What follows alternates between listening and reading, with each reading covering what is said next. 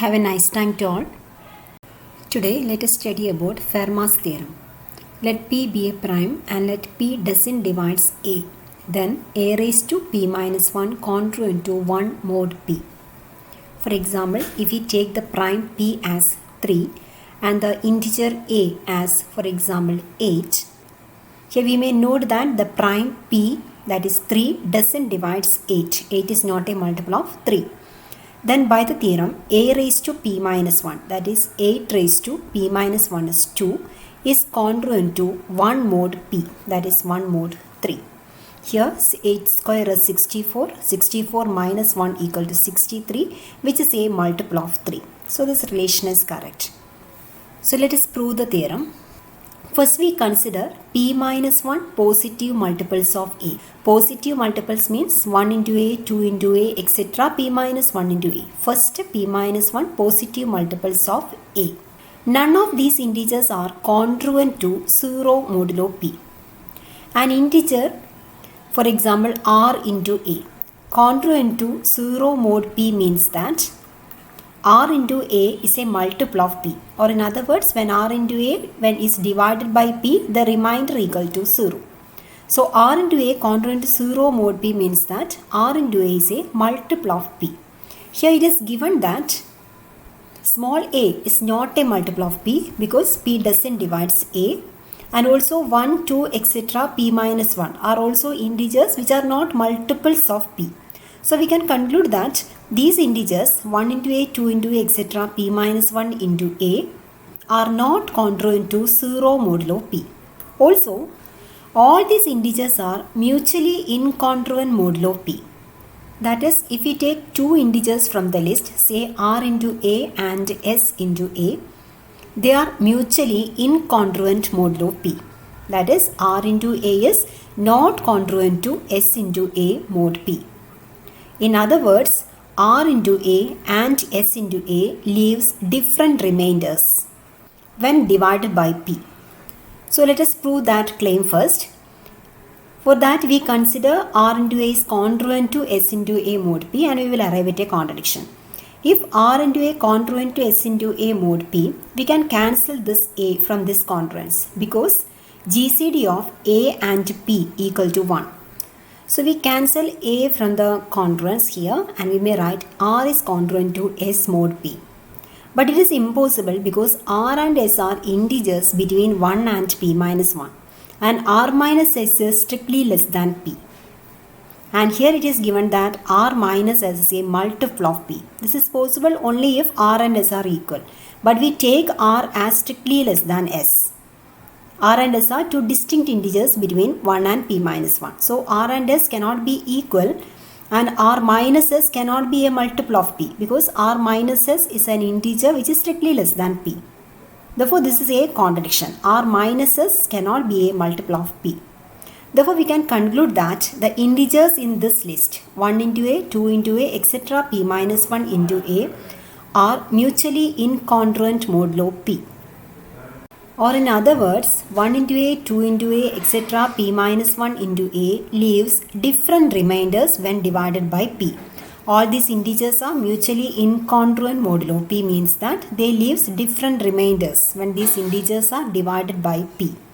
So we may take 1 into A is congruent to R1 mod P. That is, when 1 into A is divided by P, the remainder is R1.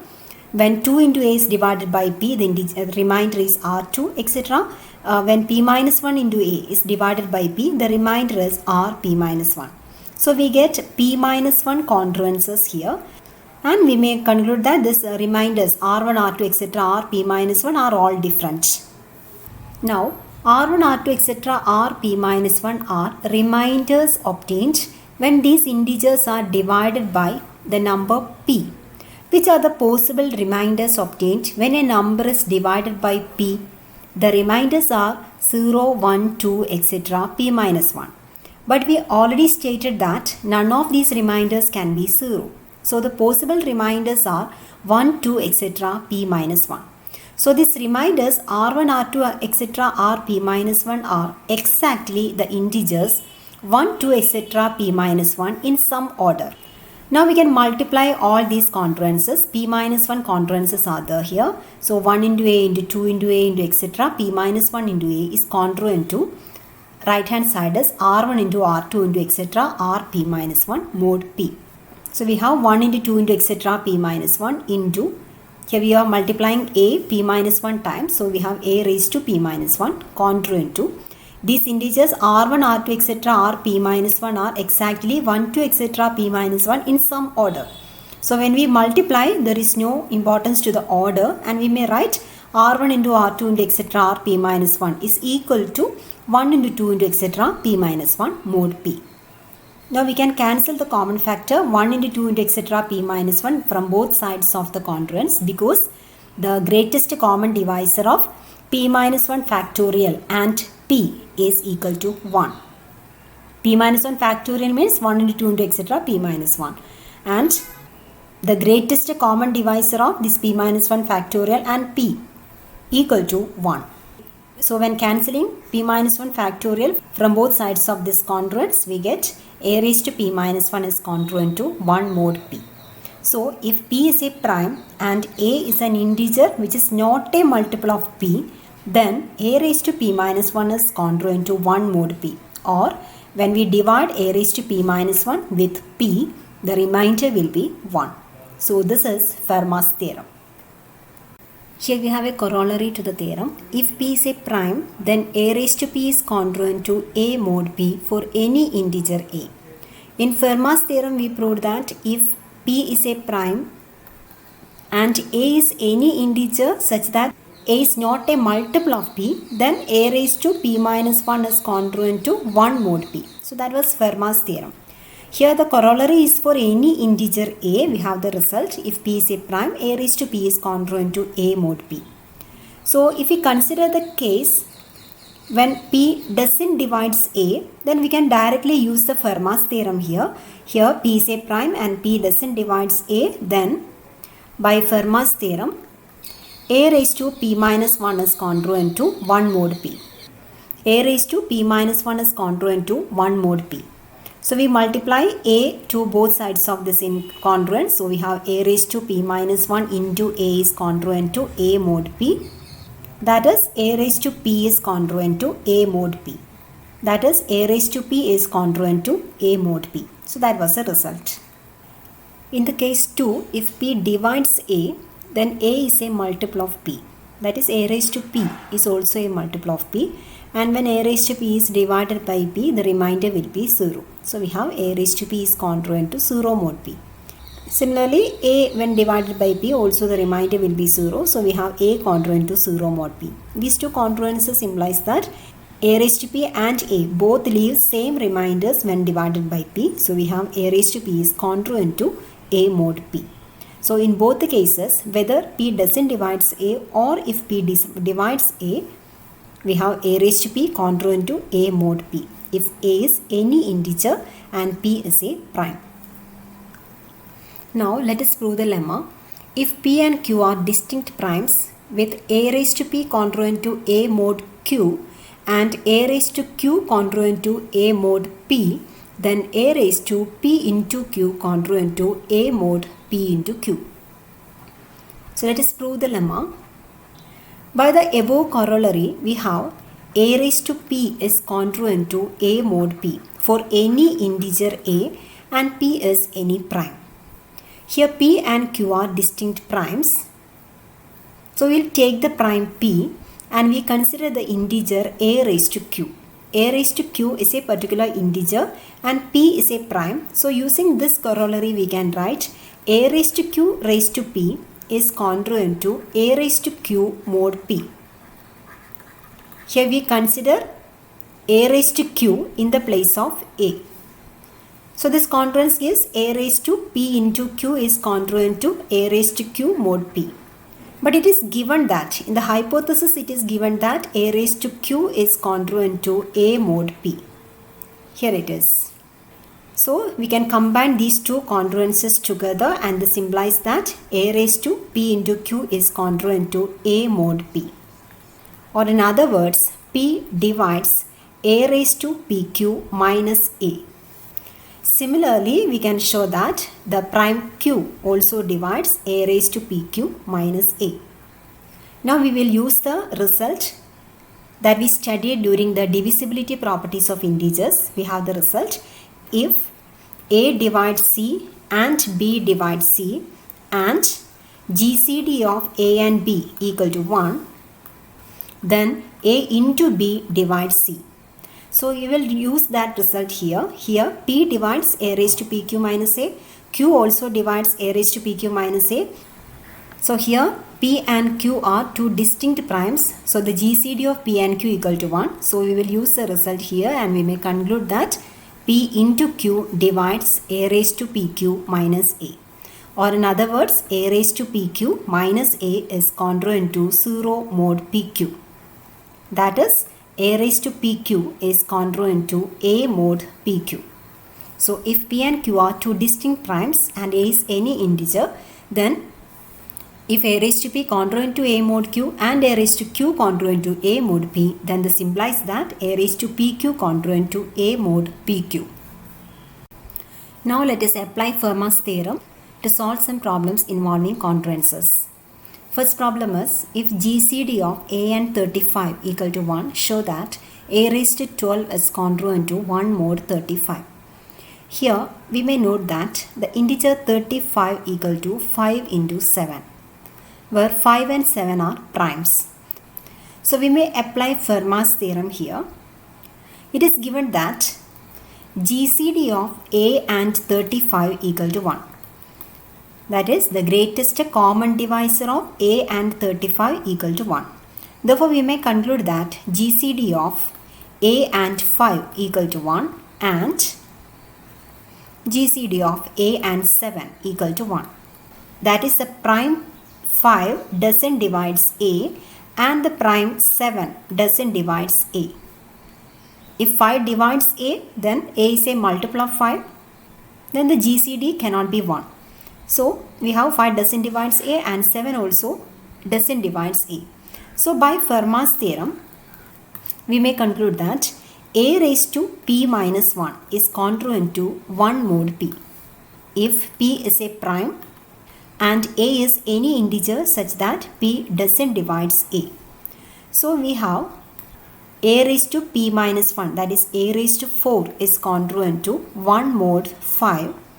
Here we substitute p equal to 5 in the Fermat's theorem, and when we substitute p equal to 7 in Fermat's theorem, we have a raised to 7 minus 1, that is 6 congruent to 1 mod 7. Here the first congruence implies that a raised to 12 congruent to 1 mod 5. We have the result that if a congruent to b mod n, then a raised to k is congruent to b raised to k mod n. So here we take k as 3. So we have a raised to 4 raised to 3 is a raised to 12 and 1 raised to 3 is 1 itself. So we have the congruence a raised to 12 congruent to 1 mod 5. And the second congruence implies that a raised to 12 congruent to 1 mod 7. Here we are taking k as 2. So a raised to 6 raised to 2 is a raised to 12 and 1 raised to 2 is 1 itself. So we have a raised to 12 congruent to 1 mod 7. That is, a raised to 12 minus 1 is a multiple of 5, or 5 divides a raised to 12 minus 1 and 7 divides a raised to 12 minus 1. And also we have GCD of 5 and 7 equal to 1. So we may conclude that 5 into 7, that is 35, divides a raised to 12 minus 1. In other words, a raised to 12 minus 1 is congruent to 0 mod 35. That is, a raised to 12 congruent to 1 mod 35. That was the result we want to show. Next problem, prove that a raised to 21 is congruent to a mod 15. Here we may write 15 as 3 into 5, the product of primes 3 and 5. Now we will apply Fermat's theorem. So by Fermat's theorem, a raised to 2 is congruent to 1 mod 3 and a raised to 4 is congruent to 1 mod 5. Here we use Fermat's theorem for the cases when p equal to 3 and p equal to 5. When p equal to 3, a raised to p minus 1 is a raised to 2, which is congruent to 1 mod p, that is 1 mod 3. And again when p equal to 5, we have a raised to 4 congruent to 1 mod 5. Here the result we want to prove is a raised to 21 congruent to a mod 15. First we will show that a raised to 20 is congruent to 1 mod 15. For that, we are taking the 10th power of first congruence. So we have a square raised to 10 is congruent to 1 raised to 10 mod 3. That is, a raised to 20 is congruent to 1 mod 3. Similarly, we are taking the 5th power of second congruence. So we have a raised to 4 raised to 5 is congruent to 1 raised to 5 mod 5. That implies a raised to 20 is congruent to 1 mod 5. So here we have 3 divides a raised to 20 minus 1 and 5 divides a raised to 20 minus 1. And since GCD of 3 and 5 equal to 1, by the divisibility property of integers, we can say that 3 into 5, that is 15, divides a raised to 20 minus 1. In other words, a raised to 20 is congruent to 1 mod 15. Now we know that any integer a is congruent to itself, mod any integer. That is, a minus a is 0. 0 may be considered as a multiple of 15. So we have a congruent to a mod 15. So combining these two congruences, we can multiply the left hand sides and right hand sides separately. So we can write a raised to 21 is congruent to a mod 15. And the problem, find the unit digit of 3 to the power 100. Note that to find the unit digit of a number, it is enough to find the remainder obtained when the number is divided by 10. That is, we have to find the integer x such that 3 raised to 100 is congruent to x mod 10. That is a remainder obtained when 3 raised to 100 is divided by 10. We start with 3 raised to 4, which is congruent to 1 mod 5. We write this result using Fermat's theorem. In the Fermat's theorem, put a equal to 3 and the prime p equal to 5. Here p is a prime and the number p doesn't divides a. So we can write a to the power p minus 1, that is 4 congruent to 1 mod p. That is 3 raised to 4 congruent to 1 mod 5. Also we know 3 raised to 4 is congruent to 1 mod 2 because 3 raised to 4 is an odd integer and when it divided by 2, the remainder will be 1. So we have two congruences here, 3 raised to 4 congruent to 1 mod 5 and 3 raised to 4 congruent to 1 mod 2. And also GCD of 5 and 2 equal to 1. So since GCD of 5 and 2 equal to 1, we may conclude that 3 raised to 4 is congruent to 1 mod 5 into 2, that is 10. So we use the result that 5 divides 3 raised to 4 minus 1 and 2 divides 3 raised to 4 minus 1. GCD of 5 and 2 equal to 1. So 5 into 2, that is 10 divides 3 raised to 4 minus 1. Therefore 3 raised to 4 is congruent to 1 mod 10. Taking the 25th power to both sides of the congruence, we have 3 raised to 4 raised to 25 is congruent to 1 raised to 25 mod 10. That is, 3 to the power 100 is congruent to 1 mod 10. That is, when 3 raised to 100 is divided by 10, the remainder is 1. So we can conclude that unit digit of 3 to the power 100 is 1. Next problem. If p is an odd prime, show that 1 to the power p minus 1 plus 2 raised to p minus 1 plus etc. plus p minus 1 raised to p minus 1 is congruent to minus 1 mod p. Here we note that p is an odd prime. So p is greater than or equal to 3. Now we can see that the integers 1, 2, 3 etc. p minus 1 are integers which are not multiples of p. That is, p doesn't divides the integer k where k equal to 1, 2 etc. p minus 1. So by Fermat's theorem, we can write 1 raised to p minus 1 is congruent to 1 mod p. 2 raised to p minus 1 is congruent to 1 mod p, etc. P minus 1 raised to p minus 1 is congruent to 1 mod p. Because here p is a prime and the integers 1, 2, etc. p minus 1 are integers which are not multiples of p. That is, p doesn't divide these integers. So we can use Fermat's theorem and like these congruences. Now let us add these congruences. Then we get 1 raised to p minus 1 plus 2 raised to p minus 1 plus etc. plus p minus 1 raised to p minus 1 is congruent to, there are p minus 1 congruences here. So this is congruent to 1 plus etc. p minus 1 times, that is p minus 1 mod p.